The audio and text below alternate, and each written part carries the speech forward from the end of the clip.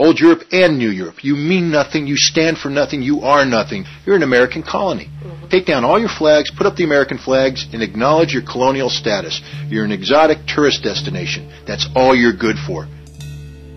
Durante los años 80, el proyecto de los Estados Unidos de un escudo estelar apuntaba a desestabilizar una situación que ya era muy peligrosa. Afortunadamente se llegó a un acuerdo entre Gorbachev y Reagan que firmaron un tratado histórico, el Tratado de INF, Tratado de Misiles Nucleares de Rango Intermedio, que llevó a una importante reducción de los arsenales nucleares y que marcó el principio del fin de la Guerra Fría.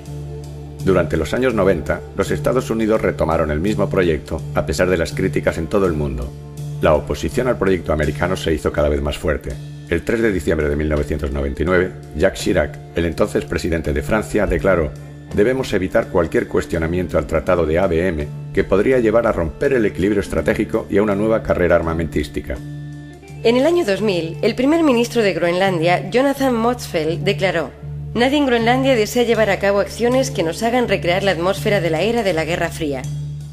Después del fracaso de 2 pruebas, y principalmente después de observar una resistencia a gran escala, incluso de los aliados europeos más próximos, Clinton abandonó el proyecto en el 2000.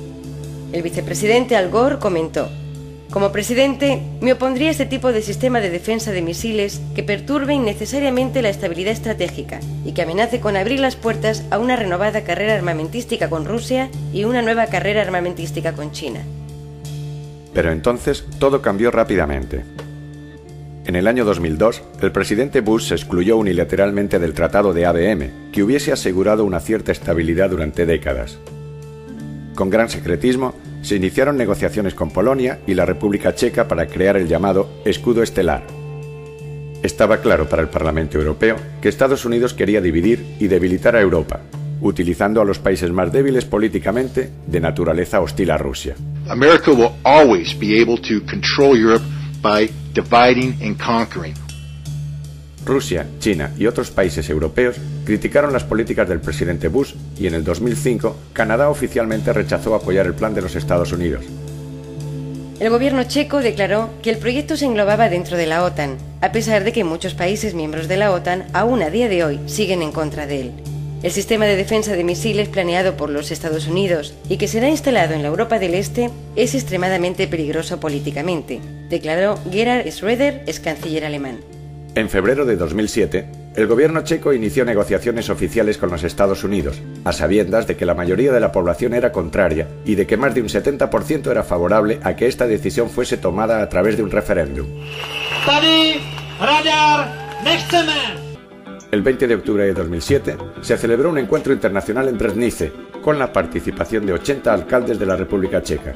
Los alcaldes de Londres, Ken Livingstone e Hiroshima Tadatoshi Akiba, enviaron un videomensaje expresando su solidaridad. 50 organizaciones europeas y americanas estuvieron presentes, así como representantes de 13 partidos humanistas europeos.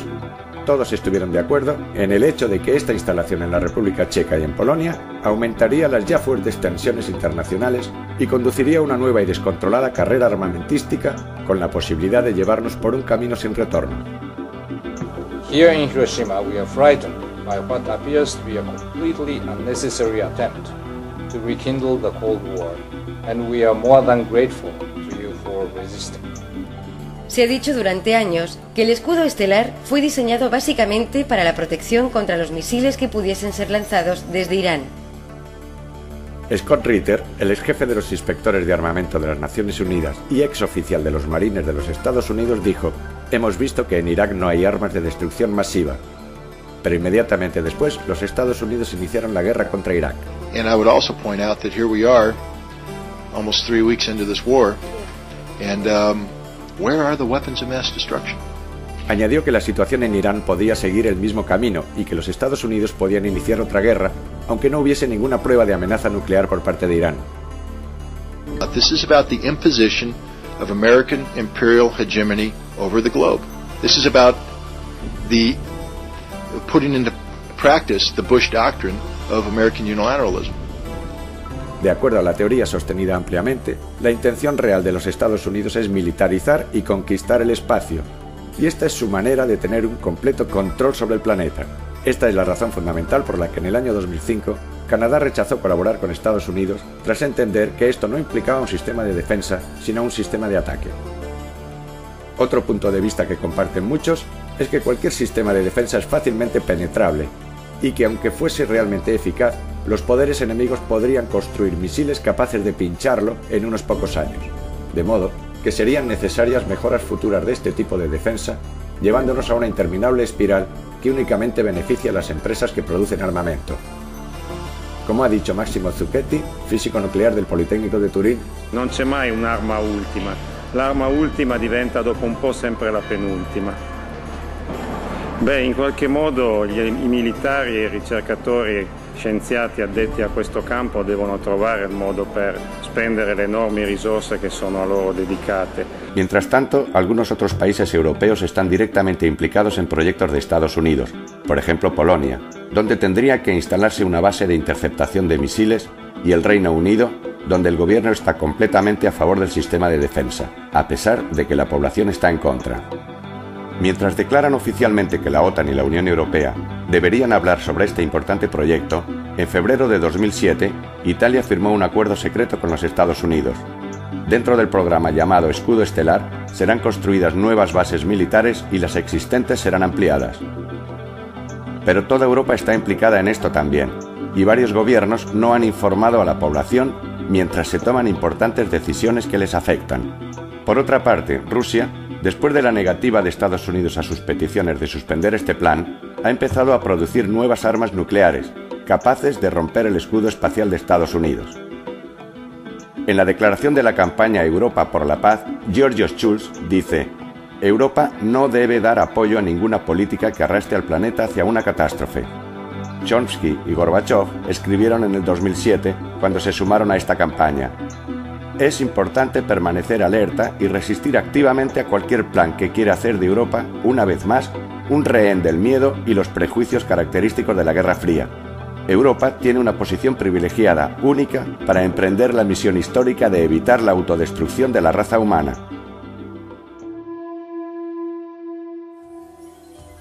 El pensador argentino Mario Rodríguez Cobos, conocido como Silo, inspirador de la no violencia activa, dijo: que todo termine en un caos y un reinicio de la civilización, o comience una etapa de humanización progresiva, ya no dependerá de inexorables designios mecánicos, sino de la intención de los individuos y los pueblos, de su compromiso con el cambio del mundo.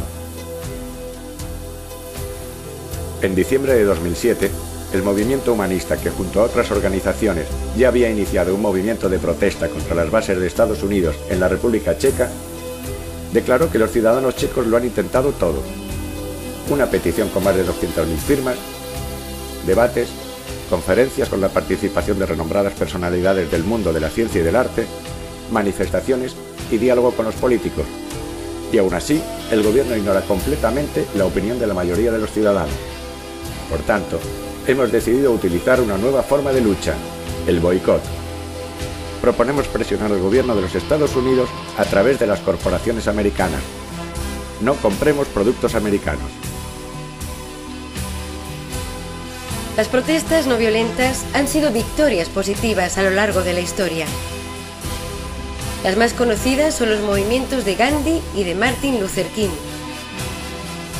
La no violencia llevó a la independencia de la India de un cruel régimen colonial británico y consiguió los derechos civiles de los negros americanos. Ahora es nuestro turno para que estos ejemplos continúen. Demostremos a los gobiernos checo y de los Estados Unidos la fuerza de David contra Goliat, la fuerza de la no violencia. Pero esta nueva y fuera de lugar carrera de armamentos no concierne solo a la República Checa, sino a toda Europa y al resto de países del mundo. Apoya nuestro movimiento no violento. El fracaso del proyecto norteamericano en la República Checa representaría una gran victoria de la democracia y sería una importante señal de distensión para todo el mundo. La victoria de David contra un descarado Goliat.